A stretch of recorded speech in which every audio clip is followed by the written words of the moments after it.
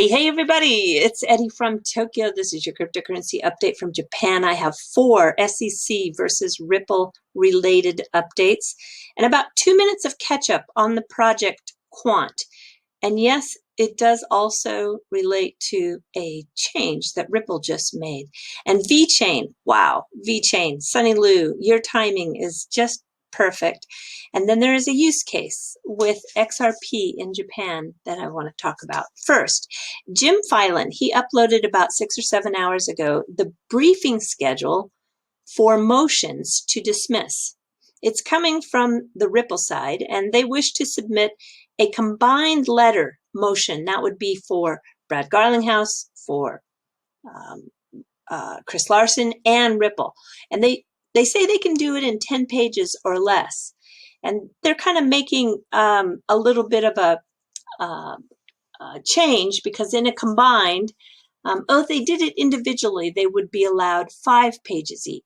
But they're asking, okay, for a little bit of a special deal here. So they said, can we have it done in a combined letter with 10 pages or less?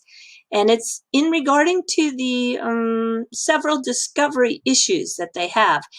Ripple feels like they've reached an impasse with the SEC, meaning the situation is really to a point where they're stuck in a disagreement, seemingly with no progress possible. And so they are seeking to have an informal conference. The SEC did consent to this request. And it's interesting, they said, well, yeah, okay, if you're going to do it in 10 pages or less, then we want to have the same number of pages. It seems like, yeah, okay, well, if you ask for something special, then I'm going to ask for this. And yeah, well, if you get that deal, then I want this deal. It seems like a lot of just, this deal business back and forth to try to get a little bit of an edge. Well, the answer came back quickly, and the request was granted. And in addition, we should know, and this is where it's really helpful that Jim came in and gave us a little bit of information on this. In addition, there is an attorney by the name of Joy Guo, and this person was a law clerk back in 2016, 2017 to the judge. And Jim says this happens all the time. It actually even has happened to him. And so the court doesn't think that it's going to be a conflict, but for the purpose of just simply making a record, that's what the magistrate judge did. And if she thinks that someone has a problem with it, or someone does come forward and they're not thinking this is a good thing, well, then she will reassign the case. So what he wants to be sure is that everyone knows that don't read anything into this, that all, it is just not a big deal, and it is a non-issue and will not impact the case. So it's really, really helpful. All 4 of these attorneys, the 4 J's as I call them, they're really giving us great insight, great information, because this world is very foreign to most of us. And I think that when you don't have all the information, maybe it's sometimes easy to have these wild theories. All right, there is something that is also interesting that came out in the last 24 hours. This is an alert that came out from the Cooley firm, which is in Palo Alto. That's just a little south of San Francisco. And I think what's happening is this case is getting a lot of notice. The most notable aspects about this case, according to the 2 co-authors, one of which is a partner in the Palo Alto office, was the timing. So what they are referring to is that it dates back to action that took place all the way in 2018, and then it took 7 years for the complaint to be filed, leaving people that the SEC is supposed to protect, leaving those people without options to trade the asset. And especially for those that are in the state of New York, they can't easily get on Uphold or BitTrue, which are like the only 2 that are easily accessible from the United States now to trade. So this dispute, may dictate the future of digital asset regulation, as it states in this article. Well, I think that is definitely a given. And then I really now just want to tell you the fourth of the 4 updates, and that is Tetragon Financial Group. They are the one group. There was Route 66, there was SBI, and there was Tetragon that participated in that last round of funding for Ripple that occurred last December, not a year ago, December. And the request for the preliminary injunction was denied on March 5th. We all know that. But now, today, they also were denied an early appeal. So, you get some wins and sometimes you get some setbacks, but that's a nice win. All right, I want to talk briefly about Quant, and 2 reasons. I want to share why Ripple making this private ledger, I think, is a very good move, and I'm going to illustrate that with a 60-second video from the CEO. And also because I have Quant in my portfolio, I'm always keeping up on the progress. So I just think that if I have done the research for myself, I'm going to share it with you. And I'm going to share it really, really quick. This is not a deep dive at all. So on February 23rd, this is the CEO of Quant. That's Gilbert Verdian. So, and he spoke at Cambridge. The portion that I want to play for you was in this video that was uploaded on the 5th of March. And it really does reaffirm for me that the decision Ripple has made to offer or create private ledger solutions was excellent. And I think you're going to see why. I think I've got it queued up for you here. Here you go. And, most of the government and enterprise use cases are using the private permissioned DLTs, such as, Quarter and Fabric and Quorum and others. And there's very few that are using the public blockchain DLTs because of those issues. So, from a security perspective, you don't want everyone to know all your transactions on the public blockchain because that's public. Anyone can read it. So I think what we've done, at Quant is, we've solved interoperability between blockchains and DLTs, internal and external. And what we've done is created a very simple API that takes away all the complex stuff of DLT and blockchain. There's hundreds of thousands of blockchains these days, right? There's an unlimited number, but which one do you use? And how do you avoid making the wrong decision? And that's what we've solved, where you can use blockchain 1 for something and then combine it with blockchain 2, and then you can write all of that into a database and get the best features of all the different blockchains, and you can move between them.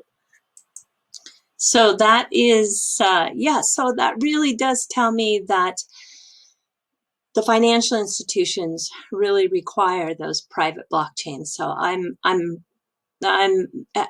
happy that Ripple was flexible enough to kind of give the customers what they want. Yeah. All right. February 18th and 19th, 2021, just a couple of weeks ago, Quant is working with MIT. MIT, of course, is also who is working with the Federal Reserve of Boston for the digital dollar. But they are there together learning about interoperability of digital assets and cross-border transactions for distributed ledger technology. So this is a really quick overview of what's happening recently with Quant. You can also see that BitTrue at the end of January started offering these 30-day lockup investments with Quant. The reason why I tell you this is because anytime you lock up or stake with an asset, it ties up the supply. And Quant only has about 12 million tokens out there in circulation and only a little over 14 million in total supply. Has a very, very low supply. So you've got the BitTrue lockup. Then on March 1st, it was announced that you can stake Quant on KuCoin, and then on March 8th, you can now stake your Quant on Bancor. So this is just really, again, advancements that impact supply. Supply always impacts demand. Demand always impacts the price. So this is really, this is a project that has gone from like $1.49 a year ago to it's hit almost $40. I think it closed today around 35 and some change, $35 and some change. So it's really a project that has been very much on the move in the last 12 months. And then the other thing I found is that the head of innovation at Quant was in an event that was chaired by an MP in the UK Parliament. And this was something that was done on the Tuesday, the 23rd of February. So I listened to the whole thing. Again, I'm giving you enough information that if you want to go and seek out the videos and listen to them in their entirety, yeah, they're out there. It's easy to find. This one is on YouTube. And then this is quite interesting. Just a few days ago, Quant posted a new position, and they are hiring what looks to be a Corda engineer. So Quant interconnects all these DLTs. They're an overledger. And that token is used to actually access their services. And they are integrated with Vechain. Vechain had a big merger with Nexi, and they have like a 70% market share of payments in Italy, and a huge amount of coverage in Europe. And then they also work with Ethereum, and they even are listed working with Ripple. So this is a project that I don't see in direct competition with Ripple. I really see it as a solution for Ripple in those financial institutions that want to have multiple solutions. They don't want to just go with one. They want to have maybe 3 or 4, maybe one for their trade finance, one for their cross-border remittances, one for their domestics, one for, there's just so many siloed services.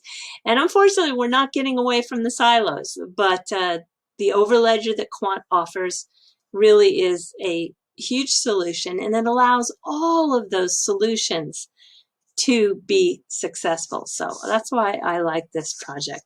And for Vechain, well, Vechain is how they have a big recent announcement, and I'm just sharing with you what I found because I wanted to see if there was any new news. And again, this is about their tracking system where they are tracking low carbon aluminum for the Norwegian company Hydro. And it is Hydro, it is not Hydro, trust me on that. So that's the way you say it in Norwegian. So Hydro is now going to be able to verify and document the footprint of their materials that are used in building furniture. So what that does, it allows for those furniture companies to create a green brand, certified sustainable product. This is really what the important focus now that we've seen. It's totally catching global momentum, and that leads me to believe that we are just in the beginning stages of what I think is going to eventually be shaming of people who are not in sustainable businesses. I really see it's getting pretty extreme out there. And then the second article with Vechain is for that same partnership, and it's with the Steel Guru Business News. Point being, both of these stories are being covered, bringing blockchain front and forward in what is a non-crypto media. So yeah, the world is changing. It's really changing fast. And then for XRP, Japan is not pulling back its support at all. You can see SBI again will reward shareholders with a year-end benefit of the crypto asset XRP.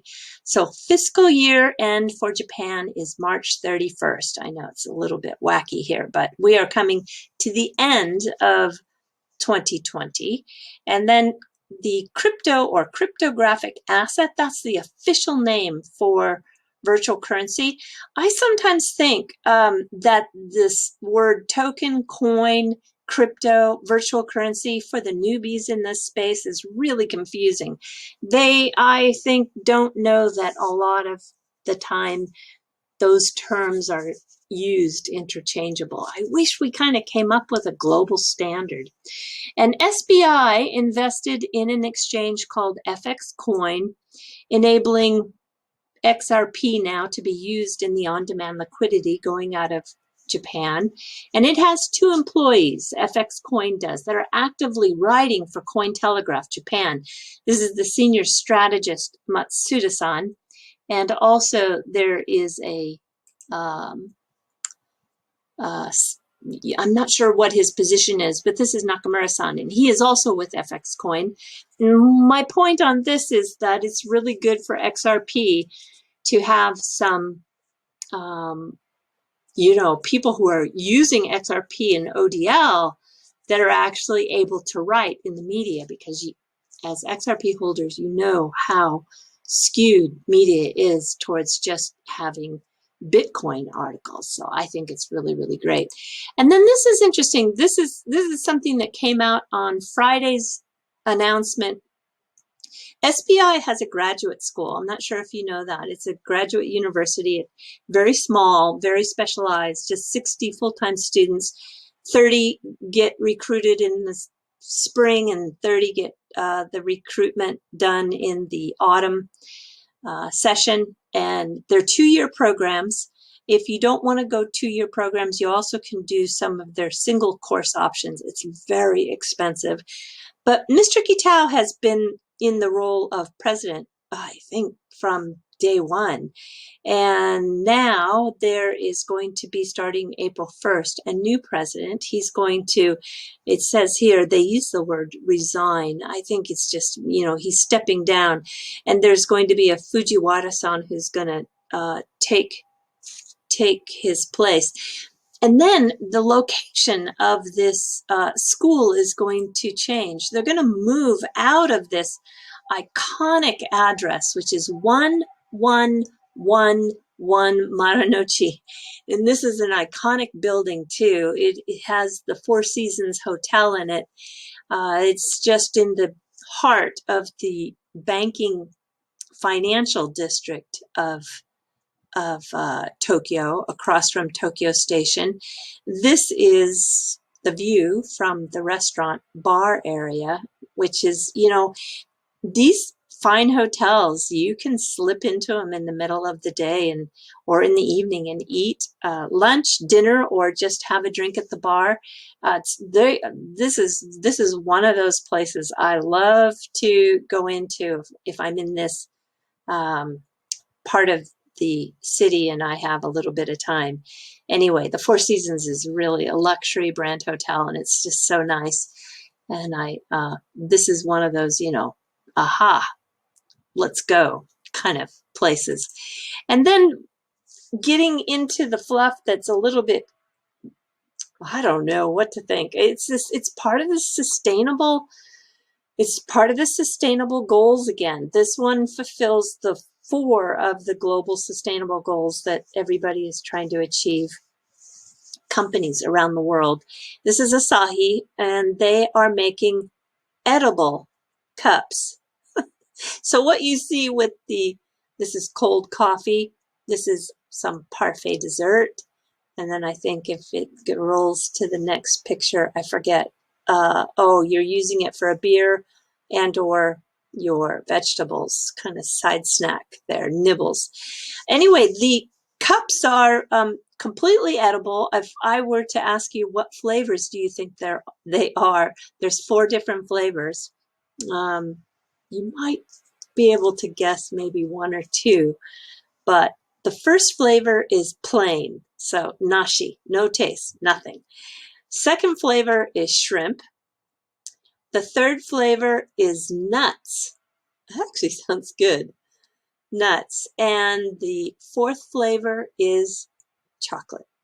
So there you go. You have edible cups in Japan. And then this is a brand new collaboration that Adidas has done with getting the inspiration from the full body tattoos from Japanese Yakuza. And they did it by way of a design for the shoes. Now, I looked at all the marketing pictures for this product, and it has guys in these shoes, no women. But when I look at the shoe itself, I think, wow, really? For guys, huh?